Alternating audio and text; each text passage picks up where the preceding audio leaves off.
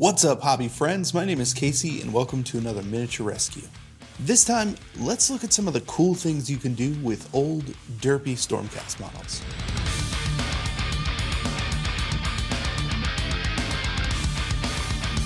This video is sponsored by Flexispot. Now, it's no secret, I've pretty much always been in a weird place with Stormcast models. On one hand, I really like them. There is a ton of variety in how you can paint them, which I really enjoy. On the other hand, the level of derp that the original models come with is actually astounding if you look at the rest of the Games Workshop lineup. Like, I get what they were going for, and at the time, it seemed to work pretty well. The bulky, not Space Marine armor, the not Space Marine shoulder pads, and helmets that give the model a very unique silhouette. No matter how they're painted, you pretty much know exactly what type of model it is. That in and of itself isn't the problem. If anything, it just hits home how thought out most of GW's models generally are. You know what they are without having to think about it too hard. The problem has always been that the Stormcast have felt kind of like a first draft and not a completed model. And this is really noticeable when you see the progression from their origination all the way through to the new Dominion box set, where they were redesigned from the ground up into actually very good models. So now that we have pretty decent Stormcast minis, what are we supposed to do with all these squatty Sigmarines out there? Well, I think I have a solution. When I came back to painting after a very long break, the first models I took on were the original Stormcast models. Even after not having painted a single miniature for almost 20 years, I still felt like I wanted to make those models look different from everyone else's. So I decided to go down the Grimdark road and make them kind of as gnarly as I could. It didn't exactly work out how I thought it would, but I suppose it could be worse for a first foray back into painting after so long. When the new line came out, I got really hyped and ended up doing a dirty version of the traditional color scheme, and I really like how those turned out. Really quick painting with great results, and the army altogether looks really cool. But then again, these are the newer models, and they kind of just look good on their own already. With the older ones, I've resorted to using the trusty Stonecast look in order to make a quick themed army that I can throw all the older models into, which makes sense, but it's not really enough to make a truly great army. The point is, I've wanted to revisit these Squatcast models and do something to make them more grimdark and awesome. So let's get into it and see what we can actually do to improve these models. Before we continue, let me tell you about today's excellent sponsor, Flexispot. Now, I've been needing new tables in this space for quite some time, and when the opportunity to work with Flexispot came up, I knew that it was time for a serious upgrade. I was sent two different tables, both with lifting motors that absolutely changed the game as far as hobby surfaces go. First, both of these tables were super easy to build right out of the box. It took me about an hour to put both of them together, and if you've ever built furniture out of the box, you'll know how quick that is. The tables are super sturdy, and the surfaces are perfect for building and painting models on. On top of that, these tables make getting into a comfortable position really easy. Whether you are building, painting, or gaming, you can adjust the height to fit your needs perfectly. I honestly didn't know what I was missing until I started using these tables on a daily basis. Being able to get into the exact position to paint properly and not hurt my back has been invaluable. And even gaming on a table that can be set to a coffee table height or a standing bar is so much more comfortable than bending over a dining room table. On top of that, these look really nice in my hobby room, something that I know my wife definitely appreciates. If you need a change in the way that you hobby and want something that is high quality and surprisingly affordable, then I highly recommend checking out Flexispot. All the applicable links will be in the description below, and for every table purchased through that link, I get a little kickback that will go a long way in helping out this channel. Thanks again, Flexispot, for sponsoring this video. Now let's get back to those squat little Sigmarines. The first thing we need to do is define what a Grimdark model really is, because it kind of depends on who you talk to. Here are some examples of Grimdark models, and you can see there's quite a bit of variety in them. Some of the models are still very bright, but they have weathering and blood effects. Some are more on the grim side and less dark. I like both approaches, but for me, I lean towards taking Grimdark pretty literally. Like, the mini is in shadow kind of at all times and is beaten up and weathered. The colors are generally muted, there are spots of rust on the metallics, and there tends to be a good amount of freehand checkerboard and stripes that give the mini some kind of extra contrast. Occasionally a good spot color that gives a little extra boost too. The grim and the dark are what we will be shooting for today, and we're going to turn a squad of old Stormcast models into something pretty special. So I grabbed a selection of Stormcast models. Now, I definitely have thoughts on old Stormcast versus new Stormcast, and I've done some videos on that. Personally, I think the new ones are actually really good models, while the old Liberators have a lot to be desired. What that means is we're gonna do something to make them actually good, or at least try. The new ones, on the other hand, I think they're pretty good on their own, but I think they can be improved, especially if we want to do some Grimdark messed up models that actually look even cooler than they do now. So we need to cut these up. The first thing I want to do is clean up the used minis and get them ready for some new bits. I'm going to end up kit bashing these with new parts to make them look a little different. The biggest change will be in the heraldry, so to speak. I want most of the Stormcast markings off of these models, so I need to get out my Dremel and shave down the shields to get them flat and ready for some freehand work.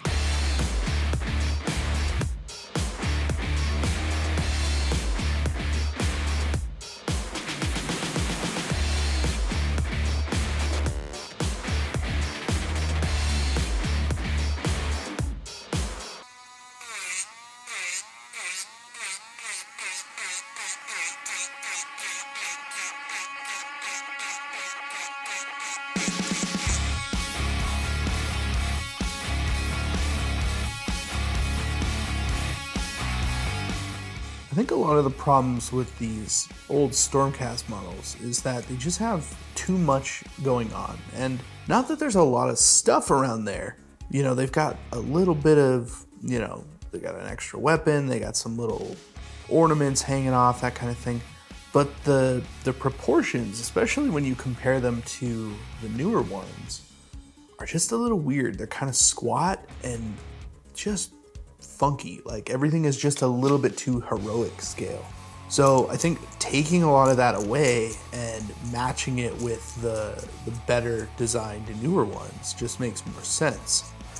And of course, you know, converting models, tearing them apart, putting new things on, gives them that unique look. So even if we're cutting into these and we're making them a little bit different, wrecking them, some might say, you know, it adds to the overall feel of that grimdark, messed up armor and everything like that. So kind of whatever we do to these, even if it's not perfect, is going to add to the overall look and feel of them when they're done. Another thing to keep in mind is that these old Stormcast models go for really inexpensive on eBay, generally. That being said, you can actually find a lot of Dominion Stormcast for a really good price too.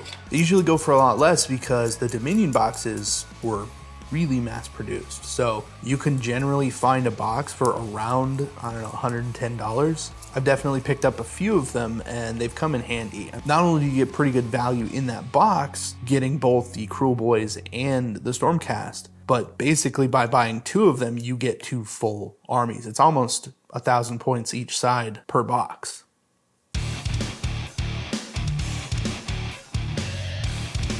Now, in order to get a lot of the parts and pieces, I did source them online. I bought a bunch of 3D printing packs with weapons and heads and all sorts of different things.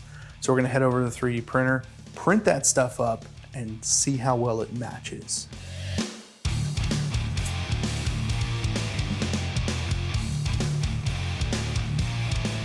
My goal with these parts is to make the models look more old world and gritty. The helmets give off an entirely different look and hopefully will help give them the more grim look. It's the same idea with the weapons too. These just look more dangerous compared to the shiny hammers they usually carry. It took a minute and some scaling, but eventually found a good size for the weapons. A little oversized, but they look really cool. And I printed all of them out. Now all we have to do is cut up these minis and attach the printed parts. Here are the minis so far though. I'm still a little unsure of the older models, but I'm hoping once we get the parts on, they're gonna come together. Weirdly though, the newer ones don't look too different, and that might end up being a problem. We'll see though, and honestly either way, these should look pretty rad by the end.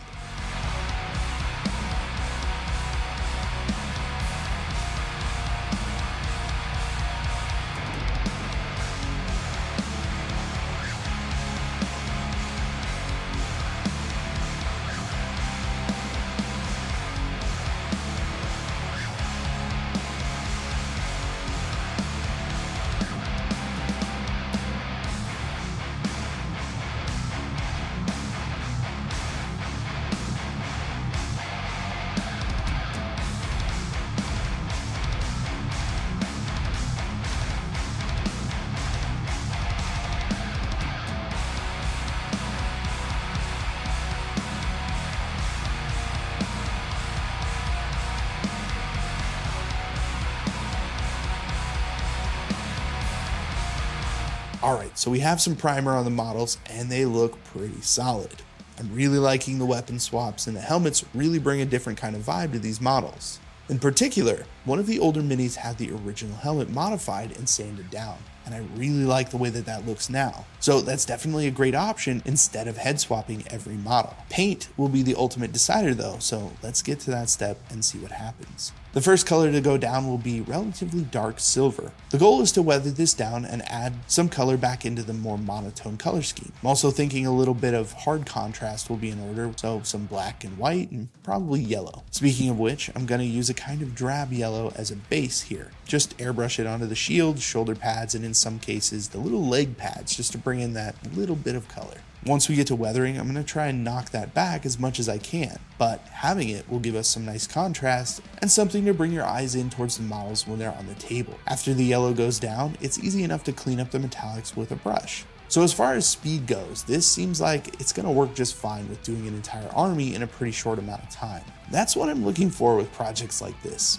I want maximum results in a small amount of time.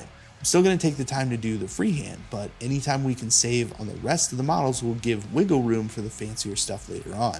Next up will be everything made of leather. I went with a medium brown that should work pretty well for everything on these models. The newer ones have a ton of Under Armour showing, and this brown will end up getting darkened down quite a bit by the washes. Now that the base coats are down, I want to add a little variety to the yellow.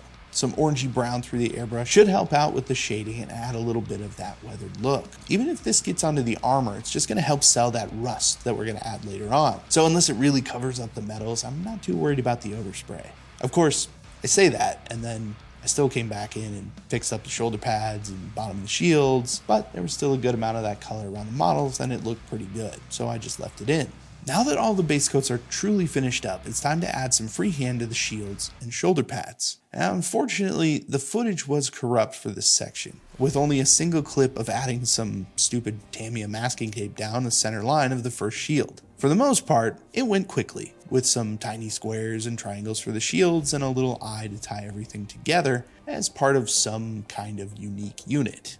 I'll definitely be making a video about this at some point. But for now, you can just imagine that I worked on this for many hours and it all went perfectly according to plan.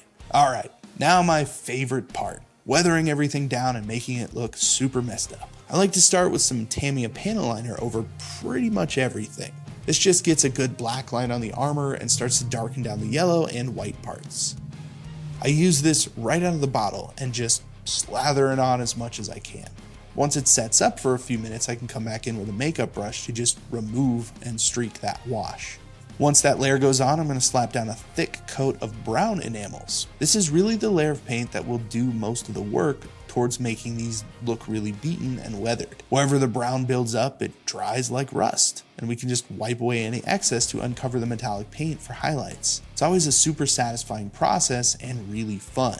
When I'm sitting down to paint, I just love stuff like this, getting a little bit messy and getting in there on a group of models to really make them look just like you want them to. And more specifically, this is something that takes almost no skill to do. It's about pushing that enamel around and making it look interesting to you. There's no right or wrong way to do it, and it's never not a good time. The last few things to do will be to add some dirty down rust in a few places where the armor has been kind of scuffed up, where water might collect and mess with the metals. Again, just playing around and making something fun with little to no skill involved. Alright, so that does it for these models, and I have some thoughts. Let's forego the usual reveal and just get into whether or not this makes the old Squatcast models better or not, and if the new ones still hold up with this type of treatment. The first feeling I get with these models is that I really like the way that they came out. I'm happy with the conversions and head swaps. The process was relatively quick to get all of these guys on the table, and I think it's definitely viable for doing an entire army like this. What surprises me the most is that I actually think the older models look better like this. The heads I printed work better and actually bring some presence to the model. More surprising, I think, is that the original head that had all the spikes cut off actually looks way more grimdark to me. The face looks hollow and creepy and really works for the model. I might end up doing that with a ton of them and just going with that. But you'll have to let me know what you like better down in the comments, helmets or shaved heads. Overall though, I think these do look more cohesive as a unit. The older models have been elevated while the newer ones have actually kind of lost a little something. So they're about even in terms of quality at this point. Not exactly how I thought this would end, but either way, this was a really great project and I can't wait to do more of these. And what fun we could have with some of the larger units from that old range. I'm very excited to see where this could go with some of these. Alright, well, thank you again for joining me on another miniature rescue. If you enjoyed something about this video, please consider liking, sharing, and subscribing, as it really helps out the channel. Make sure to check the description of the video for more information and some helpful affiliate links for supplies and paints used in this video. Once again, I'm Casey, and I will see you in the next video. And just for fun, here's more shots of those sweet Stormcast. Thanks again.